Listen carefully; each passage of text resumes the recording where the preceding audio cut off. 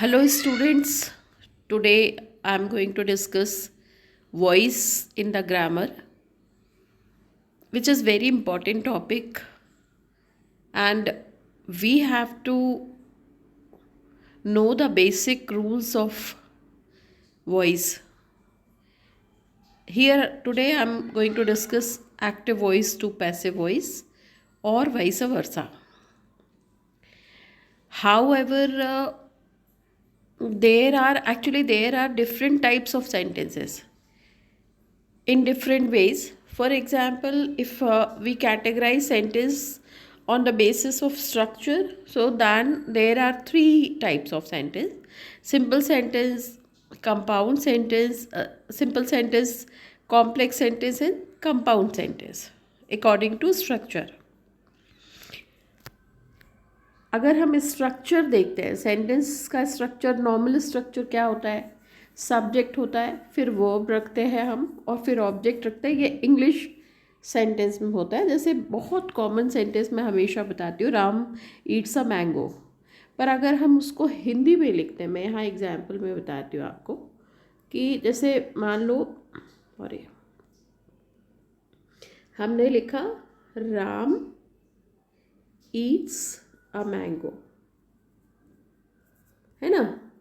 और इसमें अगर हमने लिखा राम आम खाता है, ये मैं पहले भी एक्सप्लेन कर चुकी हूँ पहले वाले वीडियो में. तो राम क्या है? राम तो नाउन है, लेकिन आप यहाँ देख रहे हो, यहाँ पे ईट्स आ गया, जो कि क्या है? वर्ब है. और यहाँ पर वर्ब इधर है, और फिर इधर आम जो है इसका प्लेस चेंज हो गया, और इंग्लिश में आर्टिकल भी लगता है ना. तो क्या मैं बता रही थी आपको कि सेंटेंस के structure, according to structure, on the basis of structure, sentences are, there are three types of sentence: simple sentence, right, then complex sentence, right, and then compound sentence, है ना. अब simple sentence means what is? That's a subject, then verb, then object. Complex sentence where that's a subject, verb and object, but then the sentence, what we can say that in complex sentence, it's not normal structure. So we are going to discuss, I have already discussed in one video कि भाई complex sentence क्या होता है, simple sentence क्या होता है, और compound जैसे नाम है कि इसमें दो सेंटेंसेस को ज्वाइन किया जाता है ना. और कॉम्प्लेक्स सेंटेंस में क्या होता है कि इसमें दो सेंटेंस होते हैं, मेन सेंटेंस यानी डिपेंडेंट और इंडिपेंडेंट, ऐसे वाला ये कॉम्बिनेशन होता है इसमें ना. और इसमें सिंपल एक सेंटेंस होता है जो फुल्ली कंप्लीट होता है. सेंटेंस की डेफिनेशन ही होती है कि group of word which makes complete sense, जो कंप्लीट सेंस बनाएगा. और कब बनाएगा वो? जब वो प्रॉपर ऑर्डर में होगा कि पहले हम सब्जेक्ट लिखेंगे, रखेंगे, फिर हम वर्ब लेंगे, फिर हम ऑब्जेक्ट लेंगे, तो एक सेंटेंस बनेगा जो अपने आप में एक कंप्लीट सेंस बनाएगा, उसको सेंटेंस कहते हैं. लेकिन सेंटेंस की दूसरी कैटेगरी भी होती है जिसमें हम कहते हैं अफर्मेटिव. क्यों? क्योंकि वो नेचर उसका कैसा? अफर्मेटिव, जिसमें कोई एक सिंपल सेंटेंस होता है, उसको अफर्मेटिव बोलते हैं. फिर नेगेटिव, तो नेगेटिव क्या होता है? नेगेटिव, है ना. तो नेगेटिव जिसमें डिनाइल होता है, ठीक है, डिनाइल होता है, जैसे कि नो, नेवर, है ना, ऐसे वाले सेंटेंस. फिर इंट्रोगेटिव, फिर हम कभी कभी क्वेश्चन भी पूछते हैं, है ना, तो इंट्रोगेटिव और इंट्रोगेटिव और इंट्रोगेटिव नेगेटिव, और इंट्रोगेटिव नेगेटिव, है ना. ये ऐसे चार सेंटेंसेस होते हैं. फिर और भी सेंटेंस होते हैं. इम्परेटिव सेंटेंस, इम्परेटिव सेंटेंस होता है. Which is structure of imperative is verb and object, and then there is no, sorry, I'm writing it again. verb, this is verb and object and no subject. This is the structure of imperative sentence. Then another variety of sentences, conditional sentences. Conditional, जिसमें condition होती है, conditional sentence. If, है ना, if you do this then that's it. ऐसे दो clause होते हैं इसमें. तो अभी आज जो हम डिस्कस करेंगे वो हम करेंगे कि सिंपल सेंटेंसेस में, सिंपल सेंटेंस में या कंटिन्यूस, क्योंकि वर्ब एक्चुअली वॉइस का मतलब ही वर्ब होता है. तो इसमें सिंपल सेंटेंस, कंटिन्यूस सेंटेंस और परफेक्ट सेंटेंसेस में एक्टिव से पैसिव कैसे बनता है, आज हम सिर्फ यही डिस्कस करने वाले हैं. देखिए कैसे. वॉइस क्या होता है, वॉइस एक्टिव वॉइस होता है और पैसिव वॉइस होता है ना. तो हम क्या करेंगे, सबसे पहले ये समझेंगे कि ये वॉइस है और ये एक्टिव होता है और ये पैसिव, जिसका स्ट्रक्चर क्या है, जिसका स्ट्रक्चर है ये एक्टिव और ये पैसिव का स्ट्रक्चर है. अगर आप यहाँ देखो तो सब्जेक्ट है, वर्ब है, ऑब्जेक्ट है ना. और इधर क्या है, अब ये चेंज हो गया, ये ऑब्जेक्ट हो गया और सब्जेक्ट इधर चला गया. यही इसका पहला रूल है कि अगर दो लोग खड़े हैं तो उनकी पोजीशन चेंज हो जाएगी. दो बच्चे क्लास में खड़े हैं, राम और श्याम, राम खड़ा और श्याम, तो पहले सबसे पहले राम और श्याम को अपनी अपनी पोजीशन इंटरचेंज करना पड़ेगी. इसी तरह से हम समझ सकते हैं इसको कि पहला रूल जो है सब्जेक्ट से एक्टिव से पैसिव में, तो वो क्या है, वो है सब्जेक्ट और ऑब्जेक्ट का प्लेस. ये देखो चेंज हो गया है ना, इंटरचेंज हो गया. अब क्या करेंगे हम, दूसरा रूल है कि इसमें हेल्पिंग वर्ब लगाया जाता है. और कौन सा हेल्पिंग वर्ब है, वो टू बी फॉर्म है ना. और थर्ड रूल है इसमें मेन वर्ब का थर्ड फॉर्म.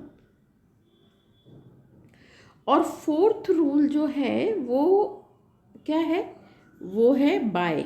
बाय कभी लगता है कभी नहीं लगता. तो यहाँ पे पहले हम रूल्स को समझने की कोशिश करते हैं. ये बिल्कुल थंब रूल्स है, आप अच्छे से याद कर लीजिए. फर्स्ट रूल क्या है, सब्जेक्ट और ऑब्जेक्ट का प्लेस चेंज हो जाएगा. सेकेंड रूल है हेल्पिंग वर्ब बी फॉर्म, आपको याद रखना है. थर्ड रूल है मेन वर्ब का थर्ड फॉर्म.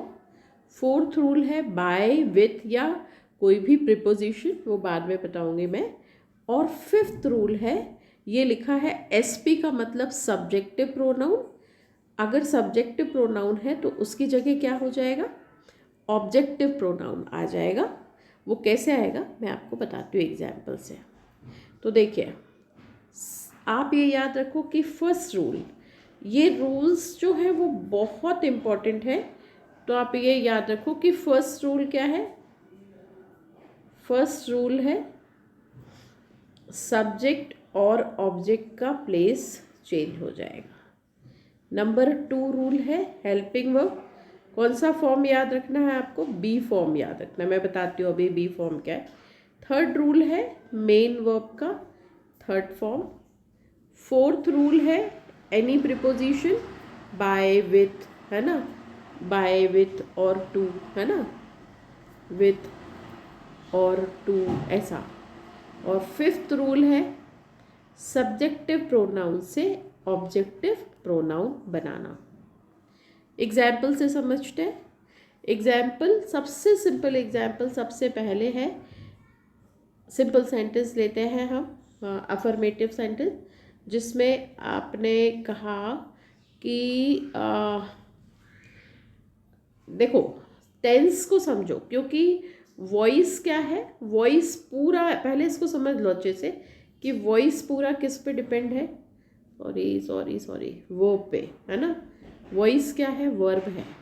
और वर्ब क्या है, तो वर्ब क्या है, वर्ब है एक्शन. दो तरह के वर्ब हैं, मेन वर्ब जिसमें एक्शन होता है ना, और हेल्पिंग वर्ब जो कितनी होती है, 24 होती है. हम यहाँ अभी काउंट नहीं करेंगे 24, पर मैं आपको बता रही हूँ. इसमें से आपको 24 में से कौन सी हेल्पिंग वर्ब लिखना है, बी फॉर्म याद रखना है, और बी फॉर्म 5 होता है, इज, एम, आर, वॉज और वर, ये तो 5 हो गए। और बी के खुद के ये 8 फॉर्म्स होते हैं। बी के खुद के 3 फॉर्म्स होते हैं, बी इटसेल्फ, बीइंग और बीन। ये अच्छे से याद कर लेना आप। तो इज एम आर क्या है, इज एम आर तो ये तो प्रेजेंट टेंस हो गया, वॉज वर पास्ट टेंस हो गया, है ना। और बी बीइंग बीन ये क्या है, बी का फॉर्म है। एक बात नोटिस करो, पहले हम अगर इसको देखते हैं तो आप देखो इसमें इज जो है वो क्या है, सिंगुलर है और प्रेजेंट टेंस है। एम तो सिर्फ आई के लिए यूज होता है, आर प्लूरल है और प्रेजेंट टेंस है। तो ये तीनों तो प्रेजेंट टेंस की वर्ब्स हैं, ये दोनों पास्ट टेंस की हैं, क्योंकि आई इज का पास्ट टेंस क्या हो जाता है, वॉज हो जाता है, आर का वर हो जाता है, और एम का भी वॉज होता है ना। ये इस तरह से आप याद कर सकते हो। फिर उसके बाद बी बीइंग बीन जो है वो क्या है, बी बीइंग और बीन, है ना। तो बी बीइंग बीन जो है इसमें बी याद रखो, बी किस किस के लिए यूज़ होता है, बी कहाँ कहाँ यूज़ होता है ये याद रखो। तो बी यूज़ होता है जिस सेंटेंस में विल या शैल होगा, है ना, और जिस सेंटेंस में डायरेक्ट सेंटेंस का स्ट्रक्चर वर्ब और ऑब्जेक्ट होगा, मतलब इम्परेटिव सेंटेंस में या मॉडल में भी यूज़ होता है। मॉडल में भी, अभी मैं वॉइस की बात बता रही हूँ, वहाँ पे क्या यूज़ होता है, वहाँ पे बी वर्ब यूज़ होता है ना। फिर अगर हम बीइंग देखें तो बीइंग आईएनजी लगा है ना, तो जिस सेंटेंस में आईएनजी आया हो उसमें ये बीइंग लगाना है, ऐसे याद रखो आप, ठीक है। और बीन कहाँ यूज़ होता है, बीन सिर्फ 3 जगह यूज़ होता है, हैज़, हैव और हैड।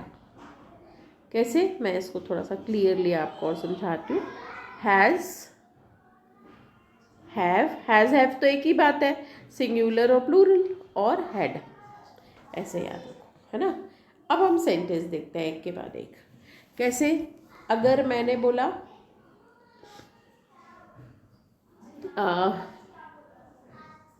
देखो, आप इसमें से मैं सेंटेंस इसमें से आपको दिखाती हूँ कि मान लो आपने सिंपल बोला कि आई राइट पोएम, ठीक है, आई राइट पोएम, मैं पोएम्स लिखती हूँ, है ना। तो इसमें आपको देखो, आई राइट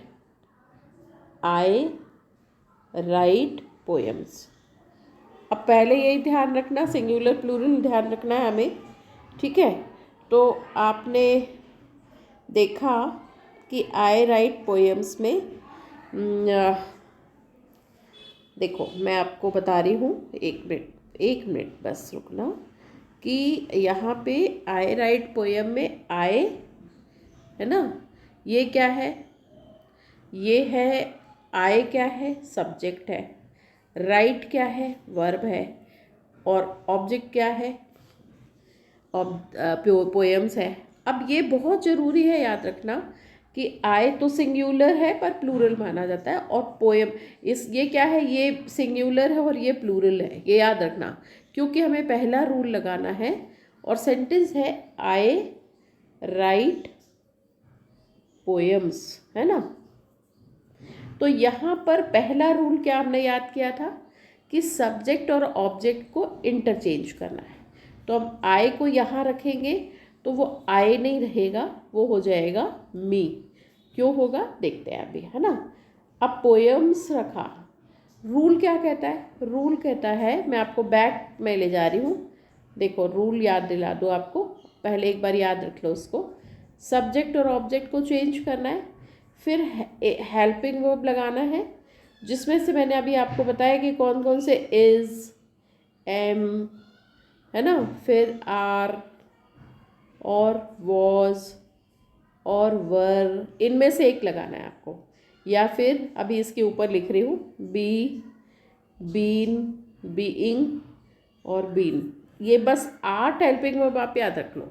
ये 8 हेल्पिंग वर्ब आपको पूरे वॉइस में काम आएगी, है ना। इनमें से एक आपको हर बार लगाना है, ठीक है।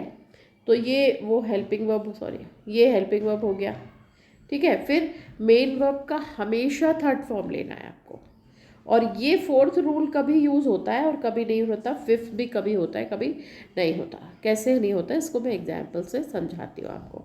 देखो, अब है कि मान लो कोई एक सेंटेंस है ना, तो अपने को उसमें कोई भी सेंटेंस, मैंने बोला आई राइट पोएम, तो अब आप इसका आई राइट पोएम को लिखोगे अगर, है ना। तो आपने लिखा, वेट अ मिनट,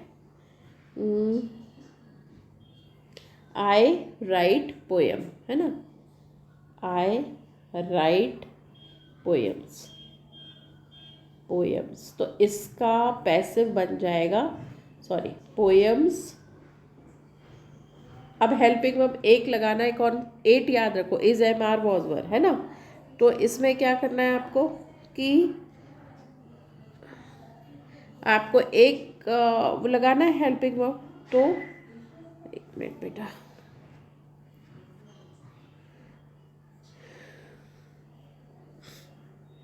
चल, तो मैं बता रही थी पोएम्स। अब एक हेल्पिंग वर्ब, चूंकि ये प्लूरल है तो क्या हो जाएगा, आर, है ना। फिर राइट का थर्ड फॉर्म रिटन, और फिर बाय, और बाय आई होगा क्या, नहीं, बाय का फॉर्म चेंज होके क्या हो जाता है, मी हो जाता है। बस आपको ऐसे याद रखना। अब देखो दूसरा एग्जाम्पल बताती हूँ मैं। दूसरा एग्जाम्पल है कि मान लीजिए आपको एक तो ये सिंपल सेंटेंस हो गया। मान लीजिए आपने कहा कि माय मदर कुकिंग अ मील, है ना। अब देखो इस सेंटेंस को ध्यान से देखना, बहुत ध्यान से। My mother, my mother cooking a meal, ठीक है।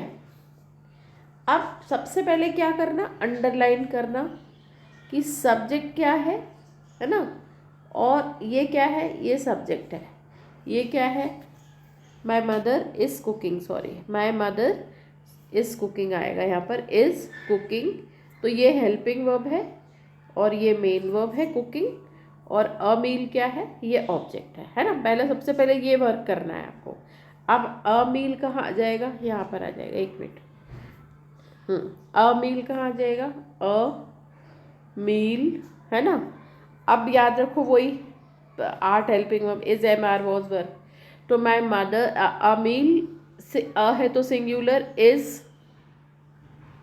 इस तो इसी का पार्ट था, एम का माय मदर इज कुकिंग, तो इस तो ऑलरेडी सेंटेंस में था। अब आपको एक्स्ट्रा हेल्पिंग वर्ब लेना है, तो क्या ले लोगे, बीइंग। मैंने बताया था कि आईएनजी वाले सेंटेंस में बीइंग लेना है, क्योंकि इसमें भी आईएनजी लगा है, ऐसे याद रखो। तो अ मील इज बीइंग, और थर्ड फॉर्म कुकिंग का क्या हो जाएगा, कुक्ड, है ना, बाय माय मदर, ऐसे चेंज हो जाता है। समझ में आया। चलिए दूसरा देखते हैं। अब मान लो सेंटेंस है the cat chase the mouse, है ना, the cat chase the mouth. देखना, the cat chased the mouse. Rule याद रखो, पहले तो अंडरलाइन कर लो, the cat chased and the mouse, है ना। अब सेंटेंस में क्या करा हमने, द कैट क्या है, सब्जेक्ट है, चेज क्या है, वर्ब है, ऑब्जेक्ट क्या है, द माउस है। अब क्या करेंगे, पहले सबसे पहले हम द माउस को बिगनिंग में ले आएंगे, द माउस। अब आप याद रखना कि हमेशा याद रखना कि वर्ब को सबसे ज़्यादा इम्पोर्टेंस देना है आपको, है ना। तो आपने लिखा द माउस, अब उसमें लिखा था चेज्ड, है ना, तो चेज के कारण आपको क्या लेना है, वॉज लेना है, क्योंकि चेज पास्ट टेंस में है तो वॉज और चेज का सेकेंड और थर्ड फॉर्म एक जैसा होता है। उस सेंटेंस में the cat chase the mouse में चेज जो है वो सेकेंड फॉर्म है, पर यहाँ पर जो वॉज लगाने के बाद आप चेज ले रहे हो वो थर्ड फॉर्म है। तो आपने लिखा चेज्ड बाय द कैट, है ना। तो आपने लिखा बाय द कैट, ये इसका आंसर हो गया। ठीक है, अब एक आधी और ले लेते हैं। I wrote a letter. देखो, अगर सेंटेंस है I wrote a letter, I wrote a letter. देखो, मैं आपको बताऊं, सबसे पहले आपको कहते हैं किसी की कमज़ोर नर्व्स को पकड़ो, तो इसमें कमज़ोर नर्व्स क्या है, वर्ब। इसमें वर्ब का ये कौन सा फॉर्म है, सेकंड फॉर्म है ना। तो हम सबसे पहले इसको तोड़ लेंगे, मैं दूसरे तरह से आपको समझाती हूँ। इसको तोड़ोगे तो यहाँ पे या तो वॉज आएगा या वर आएगा, है ना, और राइट का क्या हो जाएगा, रिटर्न हो जाएगा। अब हम वॉज और रिटन, है ना, अब हम वॉज और वर को कैसे डिसाइड करेंगे, ये हम डिसाइड करेंगे इसको देख के कि ऑब्जेक्ट सिंगुलर है या प्लूरल है। तो ऑब्जेक्ट क्या है, इसमें सिंगुलर है, इसीलिए हम कौन सा इसमें से कौन सा वाला सेलेक्ट करेंगे, वॉज, है ना। तो बहुत सिंपल है, आपको याद रखना, मैं बैक करके ले जा रही हूँ कि ये जो दो रूल्स है ना, ये हमेशा चेंज होंगे ही होंगे। कहते हैं कि भाई अगर मोबाइल में आप कहते हो कि मेरे मोबाइल में ये सॉफ्टवेयर है वो, पर मैं ना फ़ोन नहीं कर सकती मेरे फ़ोन से, मोबाइल से, तो फिर वो फ़ोन नहीं है, वो एक डिवाइस है। होता है ना, एक ह्यूमन बीइंग कौन है, तो ह्यूमन बीइंग में ब्रेन है, उसकी टंग है ना। तो कुछ कॉमन फीचर्स सब में होता है, और वो कॉमन फीचर्स नहीं तो हम वो नहीं है जो, जैसे भगवान ने ह्यूमन बीइंग बनाया है तो हम अलग है, डॉग अलग है, कैट अलग है, काऊ अलग है। क्यों अलग है, क्योंकि उनके कुछ कुछ फीचर्स स्पेसिफिक फीचर्स हैं, बाकी कॉमन हो सकते हैं। इसी तरह से इसमें याद रखो कि इसके जो फर्स्ट रूल है वो कॉमन हो सकता है, या होगा या एप्लीकेबल होगा, नहीं होगा, फोर्थ एप्लीकेबल होगा या नहीं होगा, फिफ्थ एप्लीकेबल होगा या नहीं होगा, लेकिन जो ये दो रूल्स हैं ये तो होंगे ही 100%। ये चेंज हमेशा आएगा पैसिव वॉइस में, है ना। तो अब हम देखते हैं सेंटेंस को, कि सेंटेंस में ये चेंज है ना, तो आप उसको इस तरह से समझो। सपोज करो सेंटेंस है आई रोट अ लेटर, एक मिनट, है ना। हाँ, अब आपने लिखा I wrote a letter, I wrote a letter, ठीक है, ये सेंटेंस है। अभी आप सबसे पहले मैंने अभी आपको बोला सब्जेक्ट वर्ब और ऑब्जेक्ट को अंडरलाइन करो, तो जब आपने वर्ब को अंडरलाइन किया तो वर्ब का फॉर्म देखो, और वर्ब को पहले ही 2 पीसेस में डिवाइड कर दो। एक तो इसका एक पीस तो होगा या तो वॉज या तो, इस सेंटेंस में बोल रही क्योंकि ये सेकंड, ये पास्ट टेंस है ना, सेकंड फॉर्म है, तो इसमें वॉज होगा या वर होगा, और ये तो थर्ड फॉर्म में आएगा ही आएगा, तो ये रिटर्न हो जाएगा। अब हम चेंज करते हैं, कैसे हो जाएगा। अब आपको ड्रैग करना है, किसको ड्रैग करना है, इसको, अ लेटर, ऐसा अ लेटर, है ना। अब लेटर सिंगुलर है तो आपने वॉज लगा दिया, वॉज रिटर्न, यहाँ ये रिटर्न आ गया, बाय, और आई का क्या हो जाएगा, मी। आई का आई नहीं रहेगा, आई का मी हो जाएगा, है ना। तो ऐसे चेंज होता है। मान लो एक आधी और एग्जाम्पल हम देखते हैं। देखो, मान लीजिए द कंपनी लॉन्च, ये पास्ट टेंस हो गया, है ना। और बताती हूँ आपको, जैसे हैज़ हैव हैड वाले भी सेंटेंसेस है ना। तो मान लीजिए एक एग्जाम्पल है कि आई हैव सबमिटेड माई प्रोजेक्ट, ठीक है, आई हैव सबमिटेड माई प्रोजेक्ट, है ना। तो इसका सेंटेंस कैसा हो जाएगा, इसका हो जाएगा आई हैव सबमिटेड माई प्रोजेक्ट, है ना। तो पहले तो हमने इसको अंडरलाइन कर लिया और देखा कि आई क्या है, सब्जेक्ट है, ये दोनों वर्ब है और ये क्या है, ऑब्जेक्ट है। अब मैंने क्या बोला, वर्ब को फोकस करो, पूरा फोकस वर्ब। तो हैव ही रहेगा या हैज़ भी हो सकता है ना। तो यहाँ पे हम क्या करेंगे, सबसे पहले आई हैव सबमिटेड माई प्रोजेक्ट में माई प्रोजेक्ट को आप बिगनिंग में ले आओ, माई प्रोजेक्ट, है ना। अब प्रोजेक्ट सिंगुलर है इसलिए हैव नहीं लेंगे, वो हैज़ हो जाएगा। लेकिन याद फिर से वही 8 helping verb, is, am, are, was, were, be, being, been, इसमें से बीन यूज होगा क्योंकि हैज, हैव, हैड के साथ बीन यूज होता है। तो एक एक्स्ट्रा हेल्पिंग वर्ब आपको क्या लगाना है, been. My project has been submitted, है ना। I have submitted my project, so my project has been submitted. अब आपने ही किया है, का फ्रेंड भी कर सकता है, तो इसलिए आपने लिखा बाय और आई का क्या हो जाएगा, मी। ऐसे सेंटेंसेस आते हैं, है ना। अब अगर मान लो ऐसा है, और कैसा सेंटेंस बताऊँ आपको, हाँ देखो, हाँ, he solves the puzzle quickly, ऐसा सेंटेंस है, he solves the puzzle quickly. ठीक है, तो क्या करोगे, सबसे पहले अंडरलाइन करोगे subject, then verb and then object. बाकी पार्ट क्या है हमको इससे कोई मतलब नहीं, हमें सिर्फ सब्जेक्ट। अब सॉल्व्स क्या है, प्रेजेंट टेंस है ना। तो हम क्या करेंगे, हम इसको सबसे पहले तोड़ेंगे 2 पार्ट्स में। मैं बार बार कह रही हूँ कि वर्ब को तोड़ना है हमें। तो पहला तो इसमें एक हेल्पिंग वर्ब लगाना है एक्स्ट्रा, और ये सॉल्व्स है लेकिन पजल कितनी, एक ही है, तो हमने लगा दिया इज। क्यों, क्योंकि सॉल्व का थर्ड फॉर्म तो लेना ही है आपको, तो वो क्या हो जाएगा, वो हो जाएगा सॉल्व्ड, सॉरी, ये हो जाएगा सॉल्व्ड, है ना। तो ये याद रखना, इज सॉल्व तो होना ही है इस सेंटेंस में। तो क्या बनेगा इसका बनेगा the puzzle is solved by, और ही उधर जाएगा तो हिम हो जाएगा, है ना। तो कैसा हो जाएगा, the puzzle is solved by, he का हो जाएगा हिम, और क्विकली वैसा ही रहेगा, क्विकली, ऐसा। ये चेंज है, समझ में आया।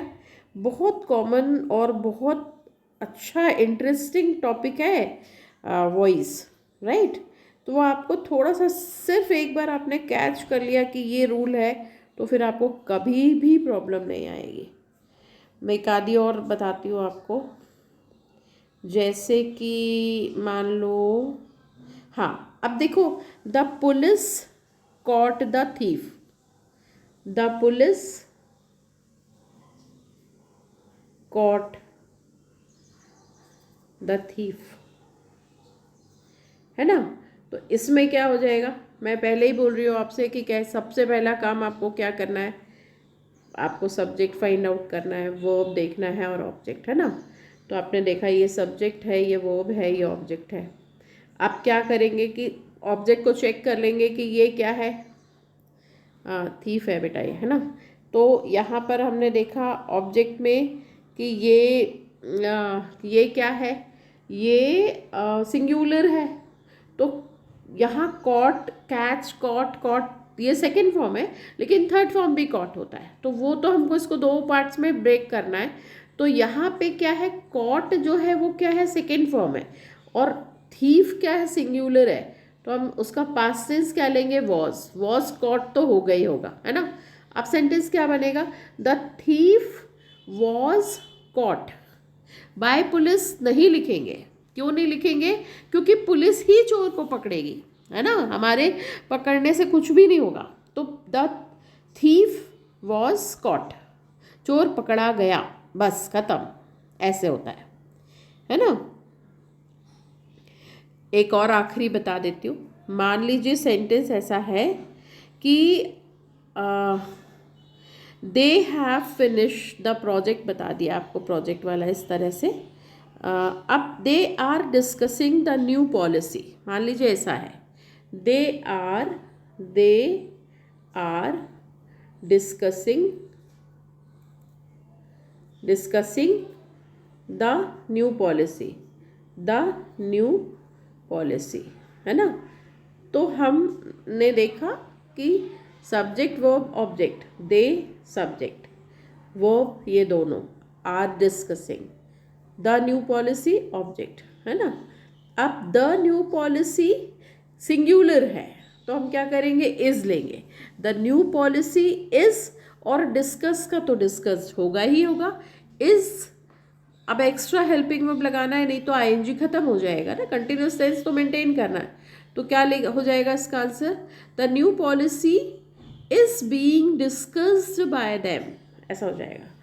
देखो sorry, the new policy is being discussed, third form तो आपको लगाना ही है, बाय, और दे का क्या हो जाएगा, दैम। ऐसा मुझे लगता आया होगा थोड़ा बहुत समझ में।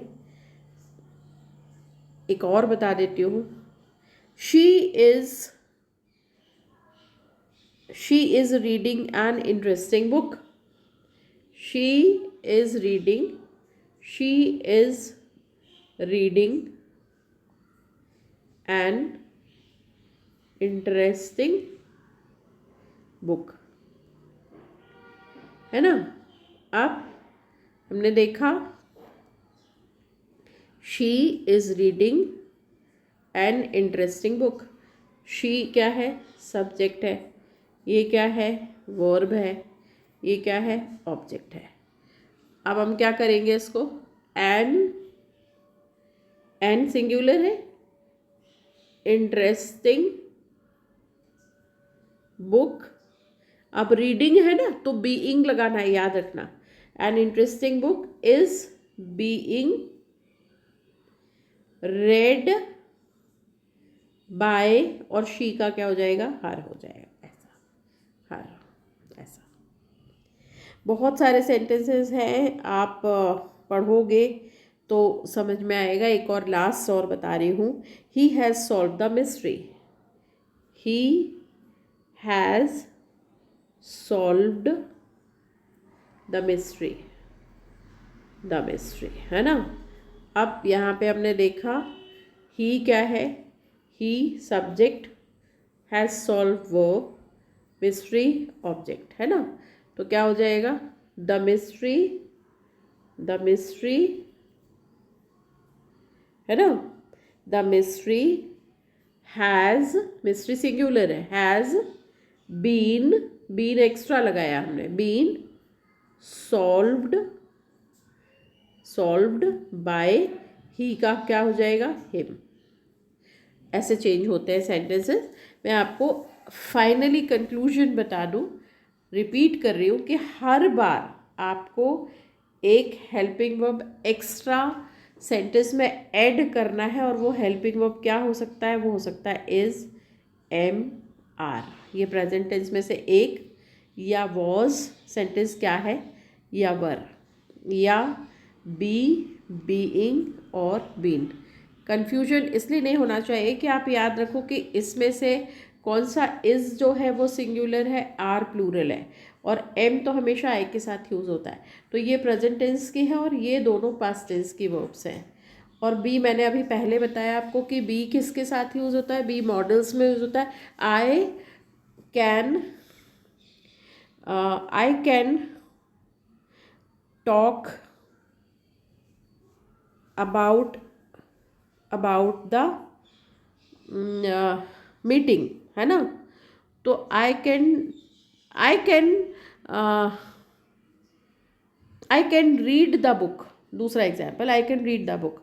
तो the book can be read, be लगा देते हैं उस, can be read by me, ऐसा हो जाता है। तो बी मॉडल्स के साथ होता है ना। दे मे कम, right? They may come to college, right? So that they may they may they may teach us, है ना? तो we may be taught by them, ऐसा। तो बी जो है वो मॉडल्स के साथ लगता है, और बी लगता है विल और शेल वाले सेंटेंसेस के साथ, और बी लगता है इम्परेटिव सेंटेंसेस के साथ, जैसे कि क्लोज द डोर, तो let the door be close. ये मैंने आज अभी बताया नहीं, पर आपको बता रही, तो बी का यूज़ है।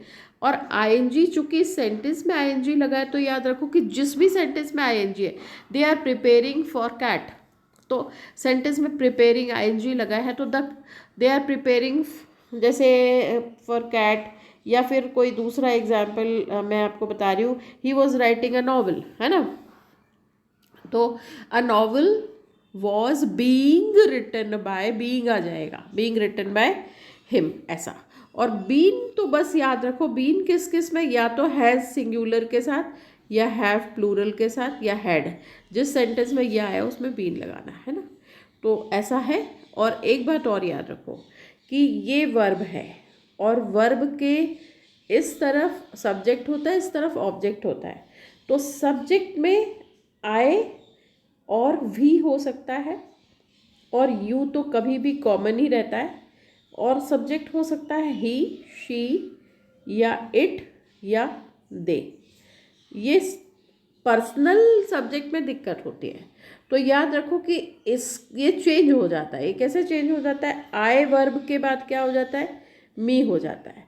वी क्या हो जाता है? अस हो जाता है। यू तो कॉमन रहता है, यू कभी change, you singular, you plural, you subject, you object. फिर ही क्या हो जाता है? हिम हो जाता है।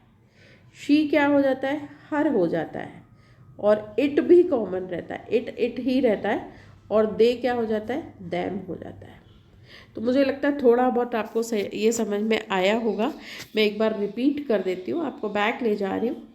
ये दो रूल्स हमेशा याद रखना कि हर बार पैसिव वॉइस में ये दो हेल्पिंग वर्ब, 8 में से एक helping verb is, am, are, was verb में से लगाना ही लगाना है, और मेन वर्ब का थर्ड फॉर्म लेना ही लेना है। बाकी चीज़ें चेंज होंगी या नहीं होंगी, कैसा सेंटेंस है, डिपेंड करता है। तो ये दो रूल्स भी अगर आप बता देते हो तो बहुत इम्पॉर्टेंट है, मतलब आपने बेस बता दिया। बाकी चीज़ें आपको फिर जितनी प्रैक्टिस करोगे उतना समझ में आता जाएगा, राइट? तो thank you so much, and I would like to listen you. So most welcome for different types of sentences, and then I'm ready to solve it. Thank you so much. God bless you.